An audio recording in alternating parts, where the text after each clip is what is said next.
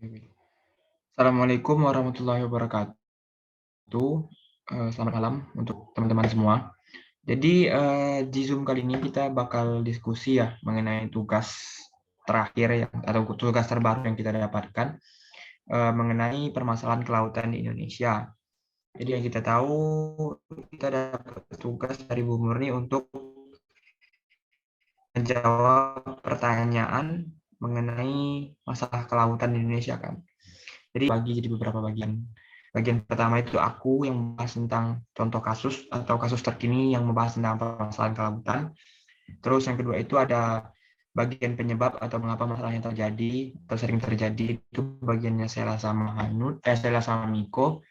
Terus yang terakhir itu masalah bagian solusi untuk mengatasi permasalahan itu bagiannya Tri sama Hanun. Mungkin aku bakal langsung aja ya karena aku bagian pertama. Aku bakal langsung untuk membahas contoh kasus yang aku udah temukan atau progresku sampai mana lah supaya nanti bisa didengerin bersama dan dikomentarin juga. Jadi karena aku ini nggak bisa share screen karena terkendala koneksi ya, jadi aku coba untuk jelaskan secara langsung aja. Semoga suaraku aman nggak terkendala ya. Jadi sebenarnya untuk permasalahan kelautan itu sebenarnya jujur sulit sebenarnya untuk menemukan permasalahan yang terkini atau yang benar-benar terjadi akhir-akhir ini ya. Sebenarnya itu mungkin permasalahannya ada tapi jarang ke up atau terpantau media aja gitu loh. Jadi sebenarnya sulit. Jadi kayak permasalahan illegal fishing atau segala macam itu udah ya masalah yang terjadinya udah lama sebenarnya atau sering yang terjadinya gitu-gitu aja gitu loh. Sampai aku menemukan satu contoh kasus yang menarik menurutku. Sebenarnya kasusnya juga udah terjadi beberapa tahun ke belakang, tapi ada satu hal yang menarik yang bisa diangkat gitu loh. Jadi masalahnya itu tentang pengerusakan terumbu karang yang dilakukan oleh kapal pesiar milik Inggris, yaitu MV Caledonia nama kapalnya, MV Caledonian Sky. Jadi mereka itu kandas atau menabrak terumbu karang, jadi banyak terumbu karang hancur gitu loh. Jadi itu termasuk sebenarnya pelanggaran atas wilayah laut Indonesia, pengerusakan. Jadi kasusnya 2017 di Raja Ampat. Tapi sampai tahun 2022 ada satu berita yang aku baca keluarnya bulan Agustus tahun 2022.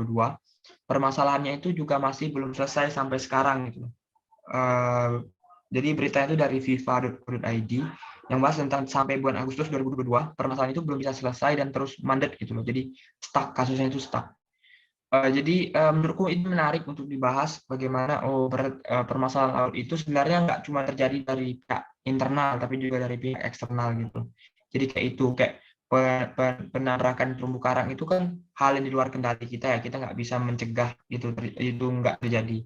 Tapi karena adanya hal-hal yang tidak diduga itu bisa jadi kerusakan atau menjadi masalah bagi kelautan Indonesia. Nah, tapi aku nggak cuma ngangkat satu kasus itu, aku juga usahakan untuk menemukan kasus internal. Jadi kasus yang diselesaikan atau dilakukan oleh pihak internal Indonesia, baik pemerintah ataupun masyarakat gitu loh. Jadi, kalau tadi kan disebabkan oleh pihak asing. Nah, jadi yang kedua itu kasus yang disebabkan oleh pihak internal. Nah, aku tuh berupaya untuk mengangkat kasus yang nggak terlalu mainstream sebenarnya, tapi sulit untuk menemukan kasus internal yang tidak terlalu mainstream. Akhirnya aku mencoba untuk menemukan kasus mengenai sampah di laut. Jadi di Indonesia itu sekarang merupakan negara penghasil sampah ke laut terbesar kedua di dunia dengan total kalau nggak salah 80.000 ton kalau nggak salah. Jadi itu meningkat setiap tahunnya. Jadi menurutku itu menarik juga untuk diangkat. Jadi aku bakal mengangkat dua kasus. Kasus yang pertama itu dari pihak eksternal dan yang kedua itu dari pihak internal. Jadi supaya balance saja gitu loh. Jadi kita cuma menyalahkan pemerintah atau pihak masyarakat Indonesia, tapi juga bisa melihat kalau misalkan ada masalah-masalah lain yang juga disebabkan oleh orang-orang luar itu. Nah, itu juga bakal aku sesuaikan sih dengan jawaban pada bagian kedua, bagiannya Sela sama Miko, yang tentang penyebabnya itu. Kalau misalkan memang cocok, aku bakal pakai dua contoh itu, tapi kalau misalkan nggak cocok, nanti aku coba untuk perbaiki, menyesuaikan dengan jawaban kalian. Itu sih dari aku. Yang lain gimana? Pertanyaan atau komentar atau tambahan? Oke, terima kasih Adit. Karena pada dasarnya aku ingin menambahkan ya terkait dengan perusakan terumbu karang itu. Sebenarnya masih menjadi hal yang apa ya, mungkin hal masih diperdebatkan, soalnya juga apabila kita ngelaporin suatu pengusapan terumbu karang, karena itu dikatakan itu merupakan suatu eksiden yang mana itu gak disengaja, dan karena ada masalah dalam turbin atau promotor dari satu mesinnya itu tersebut gitu loh. Jadi mungkin kita akan mengulik sebentar bagaimana kedaulatan atau hukum-hukum atau bagaimana masalah kelautan di Indonesia, yang mengingat masih belum terlalu banyak lah ya ke konvensi-konvensi yang mengulik tentang hal tersebut gitu. Let's say kayak konvensi Wina atau Ocean Convention yang dulunya sempat diadakan begitu. Oke, aku kembalikan ke Adit. Mungkin Adit bisa langsung dilanjutkan kepada presentator kedua.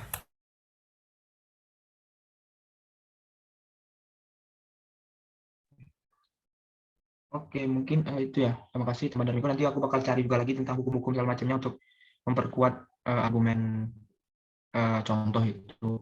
Nah, aku bakal langsung lanjut nih ke bagian yang kedua, itu bagiannya Sheila sama Miko. Mungkin siapa duluan? Sheila mungkin bisa duluan.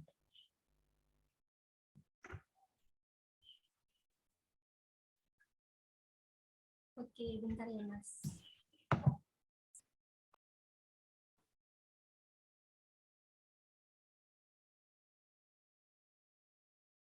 Baik, bagian yang nomor 2 yaitu tentang permasalahan kelautan di Indonesia. Secara garis besar, tanda-tanda kerusakan lingkungan yang mengancam kelestarian sumber daya pesisir serta lautan di Indonesia yaitu pencemaran, degradasi fisik habitat, over pendayagunaan sumber daya alam, abrasi pantai, konservasi kawasan lindung sebagai peruntukan pembangunan lainnya, dan bencana alam. Permasalahan yang dihadapi dalam pengelolaan daerah pesisir dan laut yaitu yang pertama ada pemanfaatan ganda. Konsep pemanfaatan ganda perlu memperhatikan keterpaduan dan keserasian beragam macam aktivitas. Dan yang kedua yaitu pemanfaatan tidak seimbang. Masalah penting di dalam pemanfaatan dan pengembangan wilayah pesisir di Indonesia yaitu ketidakseimbangan pemanfaatan sumber daya tersebut, dilihat dari sudut penyebarannya pada tata ruang nasional. Dan yang terakhir yaitu pengaruh kegiatan manusia. Tekanan penduduk yang besar seringkali menyebabkan rusaknya lingkungan, pencemaran perairan oleh sisa-sisa tempat tinggal, meluasnya proses erosi kesehatan warga yang memburuk, serta terganggunya ketertiban dan keamanan umum. Sebab itu perlu diperoleh pengertian dasar tentang proses perubahan yang terjadi pada pesisir daerah pantai. Yang selanjutnya ini sama sih, cuma penjabarannya. Mungkin ada tambahan dari Mas Niko. Terima kasih. Oke, jadi aku akan nambahin ya, dan aku izin share screen sendiri kepada Hanun. Bisa berhenti. Oke, terima kasih Hanun. Jadi hal yang aku tambah di sini adalah lebih ke the significancy of Indonesian Coast ya, dan aku ngambil ini dari Pusaran KP atau Kementerian Kelautan dan Perikanan, KKP itu sendiri, dari Indonesia, yaitu tentang coastal state, di mana Indonesia termasuk dengan coastal state dan memiliki berbagai macam ribuan pulau gitu. Indonesia negara kepulauan terbesar kelima di dunia, yaitu sebesar 17.508 pulau, panjang garis pantai 81.000 km, dan luas laut sekitar 3,1 juta kilometer persegi. Nah, hal ini sudah dikonfirmasi oleh PBB dengan sebanyak 16.000 pulau sudah terdaftar, dan sisanya itu sudah terdaftar sebenarnya di dalam PBB, tetapi masih belum memiliki nama yang jelas. Nah, di sini juga Indonesia mempunyai potensi mega biodiversity dengan plus minus 30%, dan hutan mangrove, dan 15% terumbu karang dunia ada di Indonesia, dan kurang lebih 85% sampai dengan ikan berasal dari perairan pesisir. Sumber daya kelautan sebagai alternatif dan tumpuan dan semakin menipisnya sumber daya daratan. Lalu apa saja sih ekspektasi dari Coastal Area Management itu sendiri? Jadi di sini aku akan jelasin, yaitu Coastal Area Management, di mana Indonesia itu sendiri adalah sebuah Coastal Area Management ya. Dan dalam era industrialisasi ini, wilayah pesisir dan laut sebagai prioritas utama dalam pengembangan kegiatan industri, agribisnis, agroindustri, pemukiman, transportasi, pelabuhan, dan pariwisata gitu. Jadi nggak menutup kemungkinan bahwa coastal management laut yang mungkin menurut kalian berbau sampah, berbau apapun itu, berbau amis, tapi ternyata masih bisa banyak dimanfaatkan gitu loh. Oleh karena kita harus mensayangi laut kita gitu, dan ini sejalan dengan SDGs number berapa gitu, life below water gitu. Terus kedua yaitu wilayah pesisir dan laut mempunyai peran strategis dan potensi yang besar. Lalu yang ketiga adalah aktivitas manusia di wilayah pesisir dan laut memberikan tekanan pada ekosistem pesisir dan laut. Kecenderungan ini semakin meningkat dari waktu ke waktu. Lalu kita akan lanjut ke coastal boundaries, yaitu batasan-batasan dari coastal. Yang pertama dalam Undang-Undang Nomor 1 Tahun 2014, wilayah pesisir didefinisikan ke dalam 3 pendekatan, yaitu berdasarkan ekologis, administratif, dan perencanaan gitu. Lalu coastal boundaries ini di sini ada sebuah grafik lah ya. Let's say ini merupakan sebuah grafik di mana grafik ini menunjukkan apa saja sih wilayah-wilayah di dalam coastal itu, wilayah-wilayah dalam pesisir gitu. Jadi di sini ada offshore, ada zone of nearshore currents, ada inshore or surface, high water level, breakers, bottoms, low water level, crash of berms, bridge offshore, dan lain-lainnya gitu. Lalu dalam ini aku akan jelasin juga tentang sustainable coastal management, yang mana ini juga sangat penting, yaitu dalam secara ekonomis bahwa suatu kegiatan pembangunan harus dapat membuahkan pertumbuhan ekonomi, pemeliharaan kapital atau capital maintenance, dan penggunaan sumber daya serta investasi secara efisien. Lalu serta ekologis, yaitu harus dapat mempertahankan integritas ekosistem, memelihara daya dukung lingkungan, dan konservasi SDA termasuk keanekaragaman hayati termasuk dengan biodiversity gitu.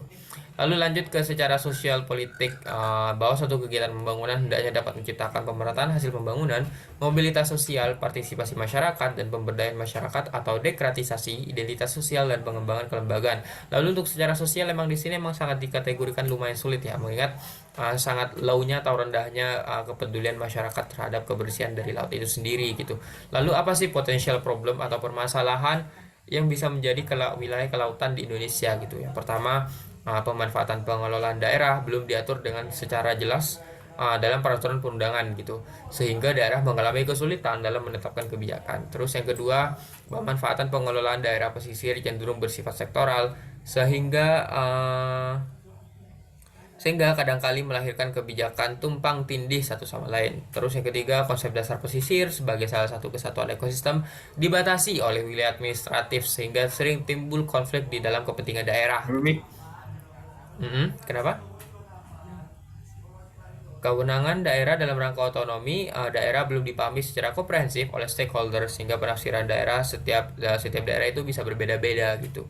Lalu di sini juga aku ingin menjelaskan kenapa sih coastal itu dibutuhkan untuk di manajemen gitu, untuk diatur. Yang pertama, hal bisa. Halo teman-teman, apakah aku sudah masuk? Sudah masuk belum? Jelas belum? Jelas belum? Oke, udah jelas. Oke, udah jelas ya. Oke, aku lanjut. Tadi aku sampai mana nih? Bagian penjelasan, mungkin bisa sharing lagi PPT-mu tadi. Oke, sip. Ini coastal need to be planned or managed. Ini tah? Atau yang di atasnya teman-teman?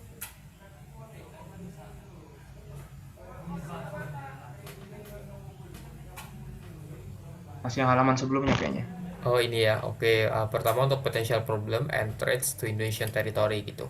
Pertama apa aja sih potensi problem mungkin atau masalah yang bisa menjadi potensi bagi Indonesia dan ancaman-ancamannya kepada wilayah kelautan di Indonesia gitu.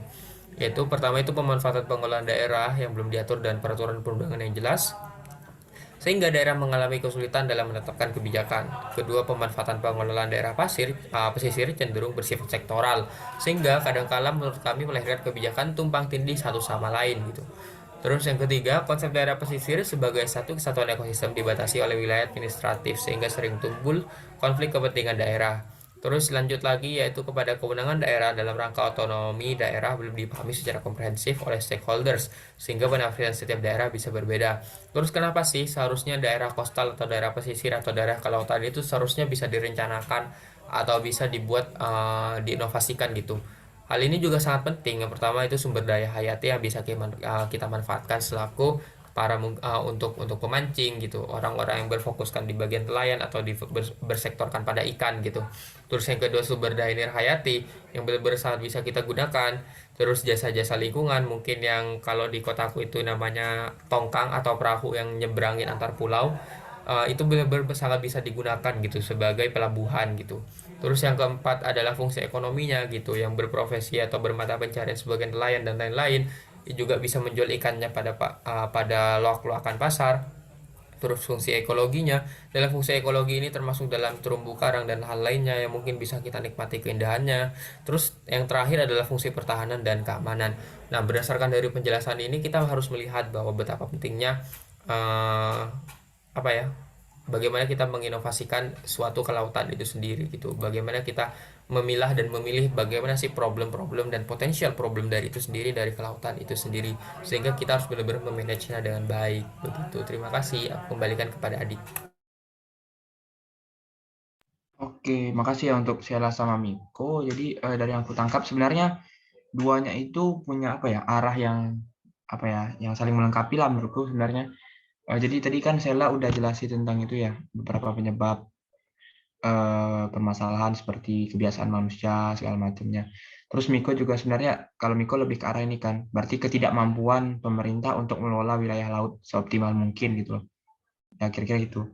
Nah, sebenarnya itu udah bagus ya menurutku permasalahannya itu. Tapi kayak yang aku bilang kalau misalkan kita itu cuman membahas penyebabnya itu dari sisi internal gitu loh. Jadi kayak cuman pemerintah Indonesia atau masyarakat Indonesia yang yang diceritakan gitu. Sementara yang aku bilang tadi agak nggak adil ya rasanya menurutku kalau misalkan kita cuma ngebahas tentang pemerintah atau masyarakat Indonesia, sementara kan kayak aku bilang ada kasus-kasus eksternal yang sebenarnya juga bisa terjadi kayak yang tadi tuh, yang terumbu karang tadi. Itu kan sebenarnya bukan bukan kelalaian pemerintah, tapi memang walaupun perjalanan kasusnya mungkin itu juga terjadi karena oknum-oknum tertentu ya, tapi itu kan sebenarnya bukan hal yang diinginkan ya, bisa terjadi tiba-tiba gitu. Jadi menurutku sebenarnya udah bagus secara keseluruhan, tapi mungkin bisa ditambah aja dengan salah satu atau dua penyebab yang bisa menjelaskan dari sisi eksternal gitu loh. Jadi kayak penyebab permasalahan dari sisi eksternal. Jadi balance saja. Jadi antara pemerintah, masyarakat, dan pihak eksternal. Itu aja sih mungkin. Oke. Oke, terima kasih Adit. Jadi untuk permasalahan yang emang harus kita highlight itu terkait dengan kemampuan dari pemerintah itu sendiri. Tapi emang mungkin tidak ada yang tahu, entah mungkin dari masalah kedaulatan itu sendiri, atau mungkin tidak ada yang tahu tiba-tiba ada kapal selam di bawah kita gitu, nggak ada yang tahu. Tapi emang harus di highlight juga terkait dengan permasalahan kedaulatan yang emang menjadi suatu permasalahan keamanan dari banyaknya tukang abang-abang abang-abang nelayan ilegal yang memasuki daerah pesisir Indonesia gitu. Hal ini juga harus benar-benar menjadi apa ya, menjadi ekstra perhatian bagi kita, extra attention, dan benar-benar harus menjadi suatu PR bagi Kementerian Kelautan dan Perikanan nantinya begitu. Terima kasih Adi. Oke. Jadi udah itu ya clear ya untuk bagian kedua. Jadi mungkin aku juga nanti bakal nyari contoh kasus juga terbaru mengenai yang tentang pemanfaatan eh, wilayah laut atau pesisir yang Miko sampaikan tadi. Jadi penyebabnya apa aja itu tadi. Terus itu sih mungkin aja dari aku. Itu ya juga tambahan dari aku. Terus mungkin bagian terakhir, bagian Tri sama Hanun, mungkin bisa langsung disampaikan apa aja yang udah dikerjain, progresnya gimana.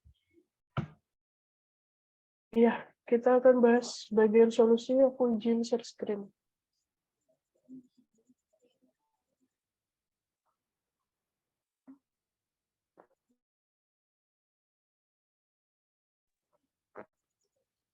Nah, di bagian ini kita membahas mengenai solusi kan. Nah, itu kira-kira apa yang perlu diperbaiki untuk mencegah hal serupa biar gak terjadi lagi.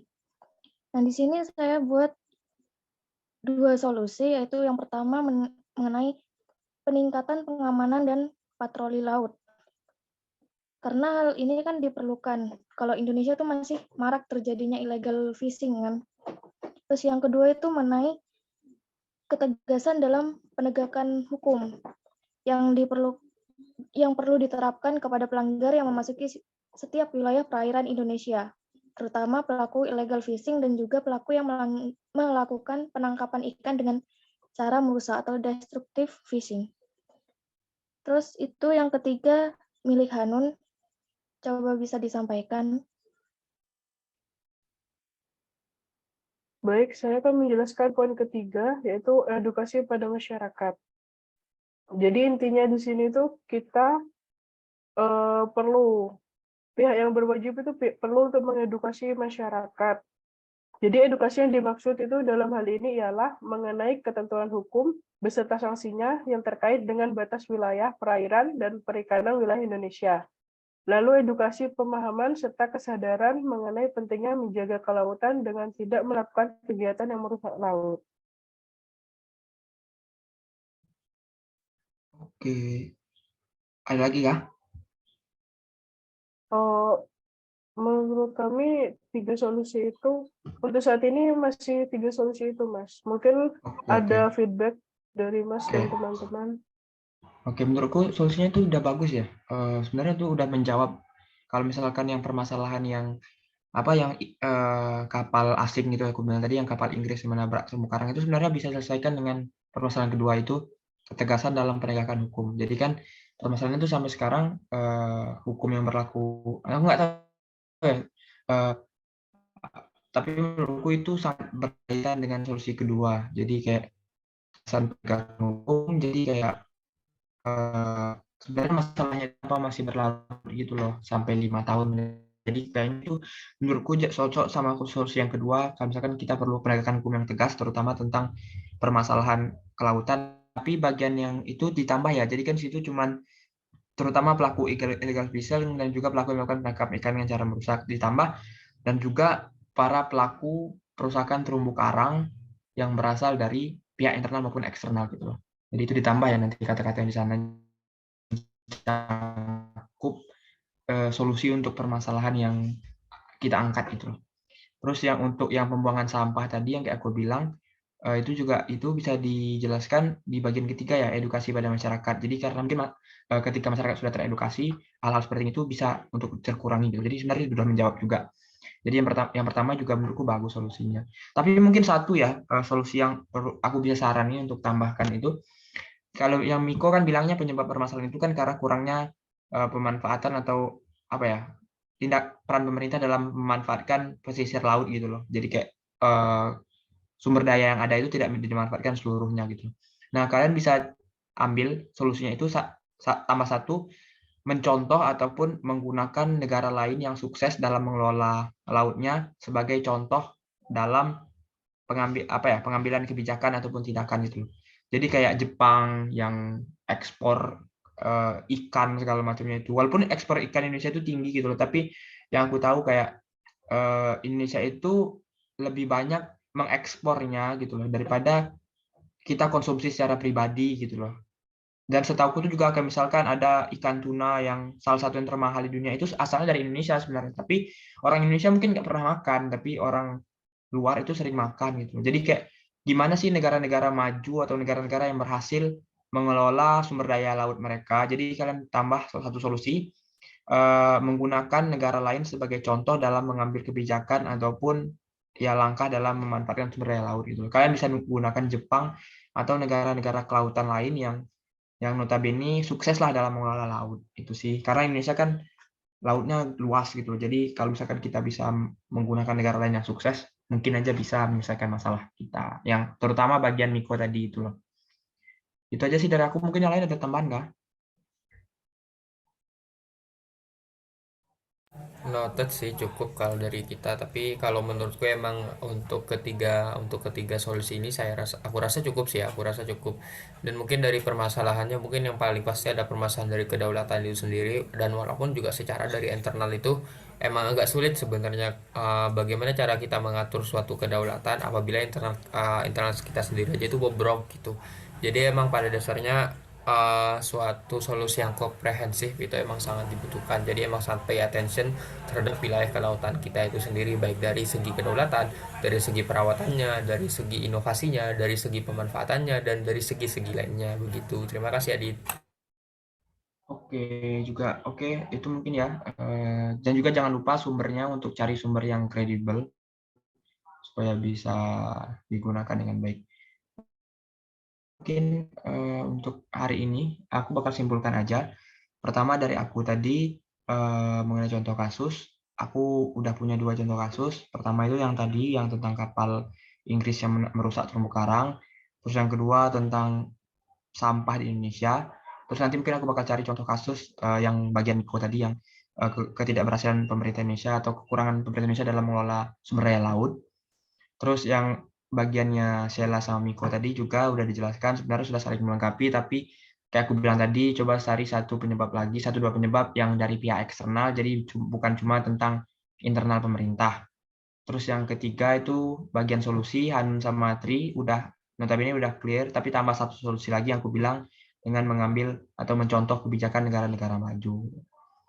Mungkin itu aja sih, mungkin bisa ditutup share screen-nya untuk Hanun. Oke, jadi sekian dulu sih untuk pertemuan kita malam ini, diskusi kita malam ini. Jadi untuk hasilnya nanti bisa kita kerjain bareng, bakal disatukan dalam satu file. Nanti bakal aku kumpulkan di MMP. Untuk Miko nanti tolong itu ya untuk cek Turnitinnya.